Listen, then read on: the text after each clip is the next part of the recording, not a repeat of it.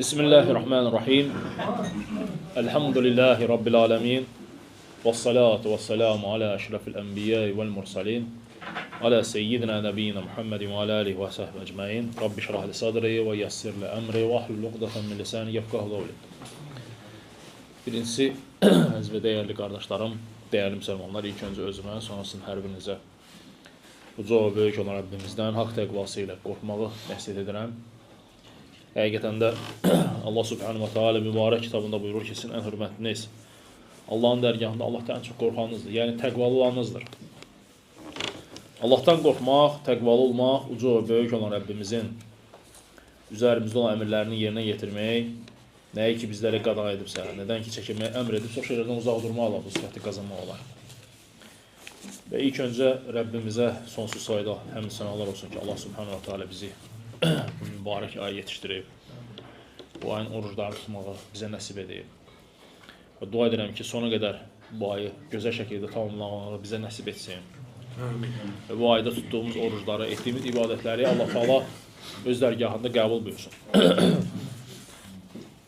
Çünki bu Ramazan ayı hər bir müsəlman üçün bir fürsətdir ki, müsəlman bu aydan istifadə etsin, savablarını etsin, çoxaltsın və necə ki hədislərdə də gəlib Peyğəmbər sallallahu əleyhi və səlləm buyurur ki, yəni Allah Taala'nın Ramazan ayında, yəni hər gün iftarda cəhənnəm odundan, atəşindən azad etdiyi insanlar var. Yəni bu hər iftar vaxtıdır ki, Allah Subhanahu Taala cəhənnəm atəşindən azad etdiyi insanlar var.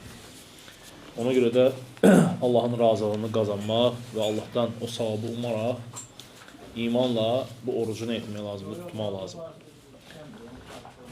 Ramazan ayı, qardaşlar, bizə çox şeylər öyrədir. Həmçinin dua etməyi insana öyrədir. İnsana öz nəfsi ilə mübarizə etməyi, insana tövbə etməyi. Yəni bu şeyləri sənin hamısını Ramazan ayı sənə öyrədir. İnsanı tərbiyələndirir müsəlman. Və həmçinin Ramazan ayının öyrətdiyi məsələlərdən biri də insanı səbirli etməsidir. Müsəlmanı səbirli etməsidir. Yəni səbir sözü nə deməkdir? Səbir sözü insanın saxlaması, yəni öz nəfsinin etməsi, saxlaması, səbir etməsi deməkdir. Və biz bilirik ki, Quran və sünnəyə əsaslanaraq alimlər söyləyiblər ki, səbrin 3 qismi var. Hansı ki, o 3 qism Allah Taala'nın ayətləri, Allah Subhanahu Taala'nın bizə buyurdu, Qurani-Kərimdə göndərdi, Qurani-Kərimdə və Peyğəmbər sallallahu əleyhi və səlləmin sünnəsinə baxanda o 3 dənə səbrin nədir qismləri bizə bəlli olur. Ən birinci alimlər söyləyiblər ki, Allah Taala'nın əmrlərinə qarşı səbirli olmalıdır.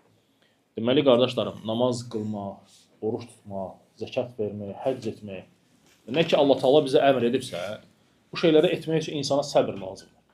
Səbir olmasa, bu şeyləri etmək mümkün deyil. Çünki bu 5 gün, 10 gün, 1 ay, 2 ay, 6 ay ediləsi bir şey deyil ki, sən 5 ay namaz qılıb sonra deməyəcəksən ki, yox, yandım, qutardı.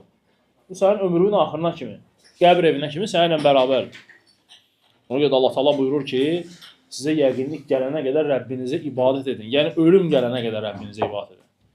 Bu onu göstərir ki, insan Allahın əmrlərini yerinə yetirmək üçün ona böyük bir səbir lazımdır. Allahdan o səbri istəməlidir ki, uca və böyük olan Allah Subhanahu wa Taala'nın əmrlərini etsin, səbirlə, yəni edərək onları gözəl şəkildə nə etsin, yerinə yetirsin. Səbirlə o ibadətləri yerinə yetirsin. İkinci, qardaşlar, səbirin qismlərindəndir ki, insanın Allah Taala'nın haram etdiklərinə, yəni haramlarına qarşı insanın səbirli olmasıdır. Alimlər deyirlər ki, əgər insanı başlı başına buraxsan, öz nəfsi istəklərinə uyğun. Ona deməsən namaz var, oruc var, zəkat var. O insan heç vaxt yaxşını götürməyəcək, ancaq pisə gedəcək. Çünki nəfs elədir ki, daima töhmət olunmalıdır. İnsan öz nəfsini daima qınamalıdır. Sən onu qınamalısan ki, o düzəlsin. Sən onu qınamasan, sən onu məcbur etməsən, o sənə məcbur edəcək. Nəyə məcbur edəcək? Günaha məcbur edəcək. Yaxşı şey yox. Çünki baxın, insana ibadətlər etmək necə ağır gəlir. İbadətləri yerinə yetirmək insana ağır gəlir.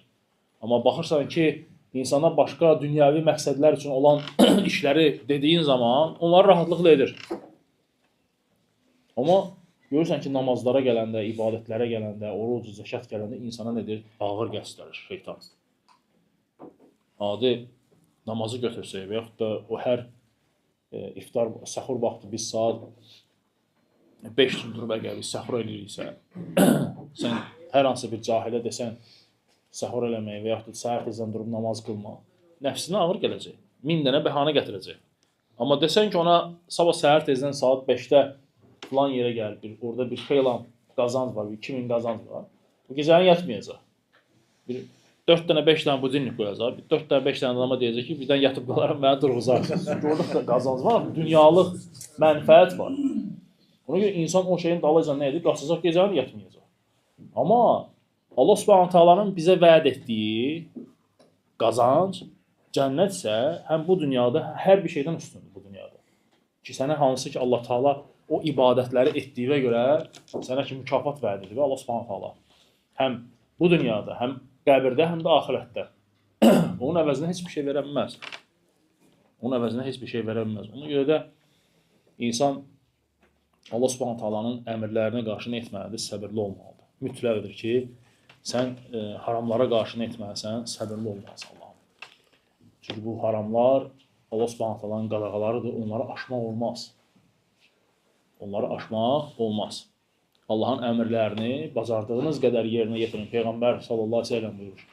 Amma Allahın haramlarından isə çəkinin. Peyğəmbər sallallahu əleyhi və səlləm demir ki, bacardığınız qədər çəkin. Yox, çəkinmək lazım haramlardan. Əssalam.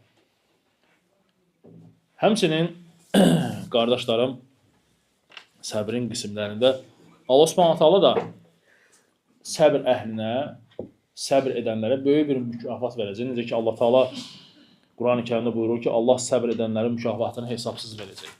Yəni hesab yoxdur, say yoxdur. Say bəlli deyil nə qədərdir orada. Yəni o mükafatı Allah Subhanahu taala nədir? Bəxş edəcək onlara. O kəslər ki, hansı ki Allahın əmrlərini yerinə yetirməkdir, Allahın haramlarından çəkinməkdir. Allah Taala'nın göndərdiyi imtahanlara səbr etməkdir. Göndərdiyi imtahanlara nə edir? Səbirli olublar. Səbirli olublar. Allah Subhanahu taala onların mükafatını nədir? Əvəzsiz, saysız, hesabsız verəcəkdir. Və üçüncü də dediyimiz kimi səbrin qismlərinə bu da imtahanlara qarşı səbirli olmalıdır. İnsanın Allah Taala'nın sənə göndərdiyi imtahanlara nə etməyə? Səbir etməsidir. İnsan əgər bu dünyada yaşayırsa və Rəbbinə iman gətiribsə, onun Peyğəmbərinə, Qurana iman gətiribsə, ona imtihan gəlməsi mütləqdir. Çünki Peyğəmbərlərə, Allah Taala'nın ən sevimli insanlara imtihanlar gəlibsə, biz hansı ki onların həyatını Quran-ı Kərimdən oxuyuruq. Əyyub əleyhissalam olsun, İbrahim əleyhissalam olsun, Yusuf əleyhissalam olsun, Nuh əleyhissalam olsun, Lut əleyhissalam olsun və yaxud da sonuncu Peyğəmbərimiz Muhammed sallallahu əleyhi və səlləm olsun. Hamısının imtahanlar gəlib. Hamısına ən ağır imtahanlar gəlib. Hansı ki onlara gələn imtahanlar digər bəşəriyyətə, onlar insanlara, adi insanlara gəlmir. Çünki onlar daha çox imtahana məruz qalıblar. Çünki Peyğəmbər sallallahu əleyhi və səlləm buyurur ki, yəni Peyğəmbərlər, yəni biz, adi insanların çəkdiyi o sınaqlar, onun 2 qatını çəkiblər. Baş ağrı da onlarda 2 dəfə artıq olur o baş ağrı. Çünki Allah Subhanahu taala onları bir nümunə seçib bu ümmətə ki, insanlar baxsınlar, onlardan nümunə alsınlar. İbrət alsınlar, səbr etsinlər. Peyğəmbər sallallahu əleyhi və səlləm 6 dənə övladını itirib. Sağlığında ya, 6 dənə övladını itirib. Peyğəmbər Allah Rasulü sallallahu əleyhi və səlləmin nə qədər istehza ediblər. Müşriklər ələ salıblar. Götürün İbrahim əleyhissalamı. Atası oda atır ona. Atası. Kimisə burada atası atır, oda. Yandırıb, nəsə basıb ona. Yox, amma İbrahim əleyhissalamın atası ən böyük tonqal qalatdırır orada. Deyir, ən böyük tonqal qalıb onu atın ora. Atırlar ora. Təsəvvür edirsiniz. Lakin nə edir? Allah Subhanahu taala oradan xilas edir, atasını başa salır, izah eləyir. Lakin baxın, o boyda imtahan gəldi İbrahim əleyhissalama. Lakin yenə də dedi ki, mən sənin üçün dua edəcəm, Allahdan bağışlanma deyəcəm, yatacaq. Yəni ona qarşı çıxmadı. Və dedi ki, mənə elə şeylər əmr olunub ki, onları sən bilmirsən. Dedi, bir də danışsan, səni atacam o da atır. Və yaxud da götürün Yusuf əleyhissalam. Yusuf əleyhissalamı quyuya atan, Yusuf əleyhissalamı qul kimi satan kimlər idi? Yad adamlar idi, yox. Hamısı öz qardaşları idi. Doğma qardaşları idi ki, hansı ki Yusuf əleyhissalamı atdılar quyunun içinə. Onu kiçik yaşda ikən nə etdilər? Tərk etdilər. Atasına da gəldilər, yalan məlumat verdilər. Bütün peyğəmbərlər, qardaşlar, Lut əleyhissalamın yoldaşı, zövcəsi ondan üz döndərir. Halbuki ona deyilmişdi ki, çönüb arxaya baxmasın. Halbuki tarixçilər deyirlər ki, Lut əleyhissalamın zövcəsi məhz o işlə məşğul idi orada. Hansı ki, kişilərin kişi ilə yaxınlıq etməsini o düzəldirdi aralarını. Təsəvvür edirsiniz? Ona görə də yəni bu bir imtahandır, hansı ki, peyğəmbərlərə gəlib, onlar nə ediblər? Allah Taala'nın göndərdiyi bu imtahanlara səbr ediblər. Məsələn, biz həmişə imtahanlar barəsində əsasən Əyyub əleyhissalamı misal gətiririk. Çünki baxın, Əyyub əleyhissalam Allah Taala varını, dövlətini də almışdı əlindən. Allah Taala onun övladlarını da almışdı əlindən. Ən pis xəstəliyi də göndərmişdi. Çürüyürdü insan bədəni. Lakin nə etdi? Səbr etdi. Hər kəs ondan üz döndərmişdi Əyyub əleyhissalam. Hər kəs üz döndərmişdi. Lakin səbr etdiyinə görə, Allah'a şükür etdiyinə görə, Allah'a həmd etdiyinə görə Allah Subhanahu taala həm ona övladlarını, həm malını, dövlətini, həm də o can sağlığını ona nə etdi? Qaytardı hamısını Allah Subhanahu taala. Allah Taala görürsən ki, onları imtahan edib həmişə. İmtahan edib. Yəni düşünə bilər ki, kimsə ki, deyə bilər ki, onlar Allahın seçilmiş peyğəmbərləridir. Allah onlara bəşəriyyəti göndərib, filan. Əksinə qalsa, yəni kimsə oturub belə fikirləşməlidir ki, gərək olarsın, ən yaxşı olarsın olsun. Amma yox. Görürsünüz ki, Allah Subhanahu taala onları ən çox nə edir? İmtahan edir ki, biz baxıb ibrət alaq. Biz baxıb nə edir? İbrət alaq ki, bəli, Allah Subhanahu taala onları imtahan edib çətinlik, çünki bilib ki, onlar səbr edəcəklər. Əbəs yerə də onlar seçilməyib. Başqası seçilsəydi, tab gətirməzdi. Çünki Allah Subhanahu taala bilirdi ki, bu bəndələri tab gətirəcək o imtahanlara, sınavlara. Səbr edəcəklər. Çünki Allah Subhanahu taala onları nə etmiş, seçmişdi. İnsanların, milyardlarla insanların qəlbinə baxıb onları seçmişdi Peyğəmbər. Həmçinin Əbu Bakır, Öməri, Osmanı, Həzrət Əlini Allah Subhanahu taala niyə seçdi? Allah Rasulunun yanında. Çünki bilirdi ki, onlar Allah Rasulunun daima arxa olacaqlar. Daima onun yanında olacaq. Nə olursa olsun, o ilə bərabər olacaqlar. Çünki Allah Subhanahu taala onları seçdi, nə etdi? Peyğəmbərin yanında qoydu. Zövcələrini seçdi Peyğəmbər sallallahu əleyhi və səlləm. Hamısını Allah Subhanahu taala seçib. Və Allah Subhanahu taala da bu ayı, bizim olduğumuz bu ayı Əş-Şəhrus Sabr adlandırıb. Yəni ki, səbr ayı.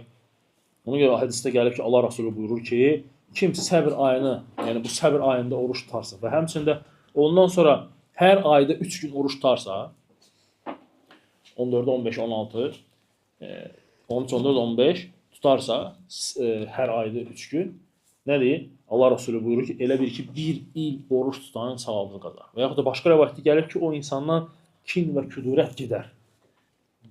Kin və küdurət o insandan nədir? Gedər. Səbir ayı, biz də bu aydayıq və çalışmaq lazımdır ki, nə etməyi? Maksimum dərəcədə bu aydan yararlanmaq, faydalanmaq, boş-boş şeyləri kənara qoymaq, özünü islah etməyə, düzəltməyə çalışmaq. Allah Subhanahu taala dua edirəm ki, Allah Taala bizi eşidib faydalananlardan etsin. Bizi mübarək gözəl ayda etdiyimiz ibadətləri öz dərgahında qəbul etsin. Göndərdiyi imtahanlara, sınaqlara qarşı Allah Taala bizi səbr edən qullarına etsin. Subhanakallahumma bihamdik, əşhədu en la ilahe illa ente, estağfiruke ve etûbü ileyk.